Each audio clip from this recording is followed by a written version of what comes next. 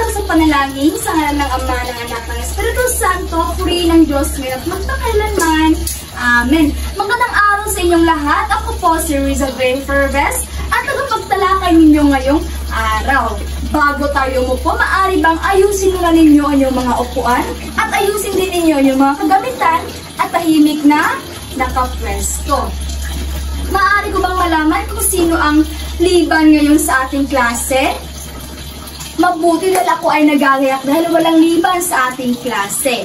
Bago tayo tuluyang magpatuloy sa ating bagong aralin, naaalala niyo pa ba kung ano ang pinag-aralan natin noong nakaraan? Ano ang mga natutunan ninyo tungkol sa lokasyon at direksyon sa nakaraang aralin? Yes, Eliza? Magaling natutunan mo kung saan matatagpuan ng isang lugar at anong direksyon? Ito. Paano naman nakakatulong ang mga ito sa pagtukoy sa lugar sa mga mapa o globo? Yes, Christine. Magaling nakakatulong ito para madaling hanapin ang isang lugar. At bakit kailangan nating maunawaan ang tamang lokasyon ng mga bansa sa daigdig? Yes, Liza. Magaling para malaman natin kung nasaan ang mga bansa. Bago tayo tuluyang magpatuloy, tayo ay gagawa muna ng maikling gawain na tinatawag na 4 picks, 1 word. Hatiin ang klase sa dalawang grupo at ipakita ng guro ang larawan. Pagmasdan ito ng mabuti at hulaan kung ano ang mga salitang bumubuo nito. At kung sinong unang pangkat ang makapagsagot ng tama, ay siya ay makakuha ng puntos. Dito ang unang pangkat at dito naman ang pangalawang pangkat.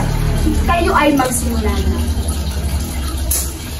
Yes, pangalawang pangkat. Magaling! Ito ay mapa.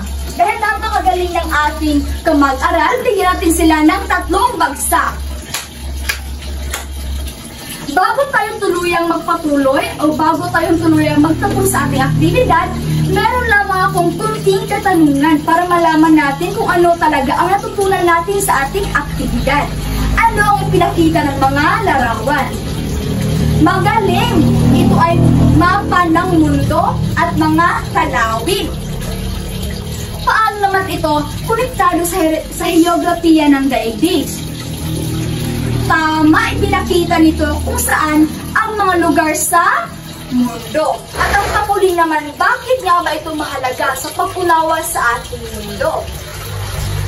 Magaling, mahalaga ito para malaman natin ang lokasyon at pagkakaiba ng mga lugar.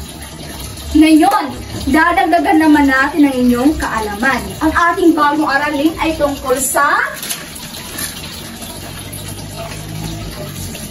geografiya ng daigdig. At sa pagtapos ng ating klase, at inaasahan kong kayo ay basahin ng sabay-sabay. Magaling. Ano nga ba ang geografiya? Ang geografiya, ang salitang geo, ay ibig sabihin nito ay lupa. At ang graphy naman, ang ibig sabihin naman nito ay pagsusulat. Ang geografiya, ito ay pag-aaral tungkol sa daigdig. Sinasagot nito ang mga tanong tungkol sa lugar, katangian ng kapaligiran, at kung paano nakipag-ugnayan ang mga tao sa kanyang paligid. Alam nyo ba na ang unang tao na gumagamit ng salitang geografiya ay si Eratosthenes? Siya din ang nag-imbento ng isang sistema ng longitude at latitude at lumikha rin siya ng sinaunang mapa. Nagkakaintindihan ba tayo, mga bata? Ngayon, dadako naman tayo sa mga uri ng geografiya. Ang unang uri ng geografiya, ito ay physical na geografiya. Tinalakay nito ang distribusyon at interaksyon ng iba't ibang physical, biological, at kultural na katangian sa iba't ibang mundo. Ang physical na geografiya ay sangay na geografiya na nakatuon sa pag-aral ng mga natural na katangian ng mundo at kapaligiran. Ibig sabihin, hindi ito tungkol sa tao o lipunan, kundi sa mga likas na anyo ng lupa, tubig, hangin at klima. Kasama sa physical na heograpiya ang pag-aral ng lupa, tubig, klima at panahon, halaman at hayop at mga proseso ng kalikasan. Sa madaling salita, ang physical na heograpiya ay tumutukoy sa anyo at proseso ng kalikasan sa ibabaw ng panahon. Nagkakaintindihan ba kayo mga bata?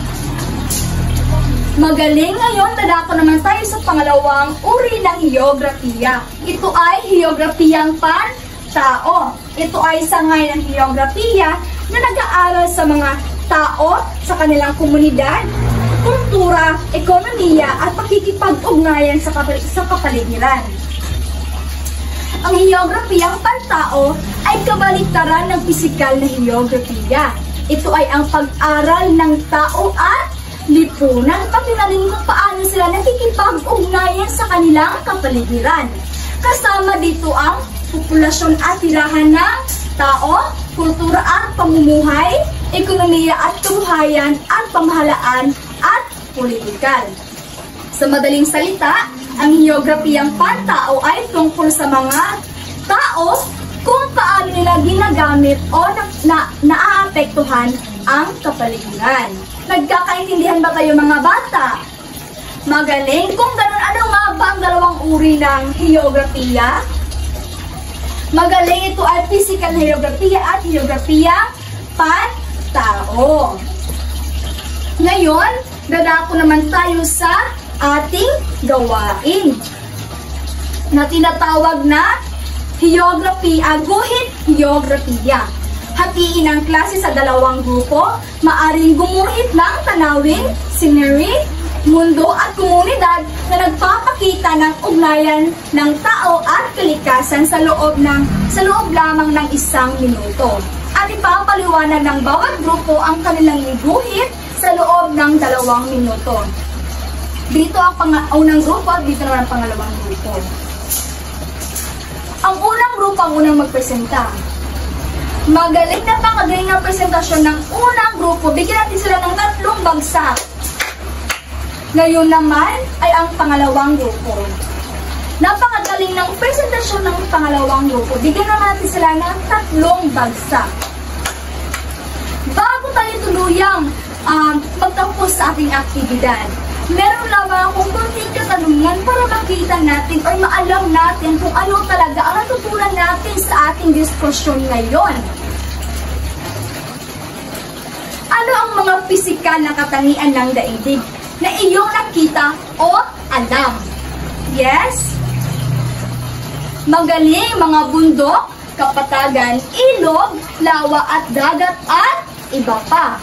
Paano naman nakakaapekto ang mga katangiang ito sa pamumuhay ng tao? Yes? Magaling, ito ay nagdidikta kung saan tayo titira, magtatanim at iba pa. At ang panghuli naman, bakit mahalagang pangalagaan ng tao ang kalikasang kanyang tinitirhan?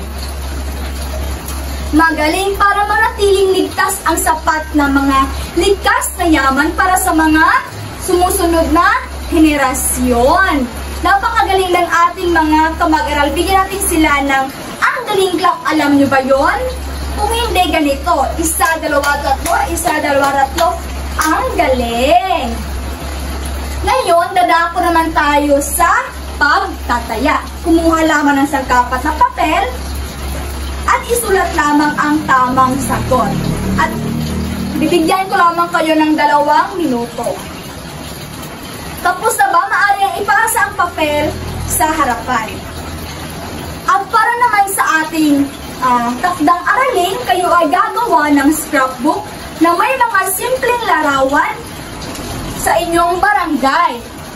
I-submit ang gawa sa susunod na klase at ihanda rin ito para ipaliwanag sa klase. At dito lamang nagtatapos ang ating talakayan. Naman may natutunan kayo sa araw na ito.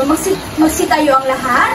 Sa ngalan ng Ama, ng Anak, ng Espiritu Santo, purihin ng Diyos ngayon at magpakailanman. Amen.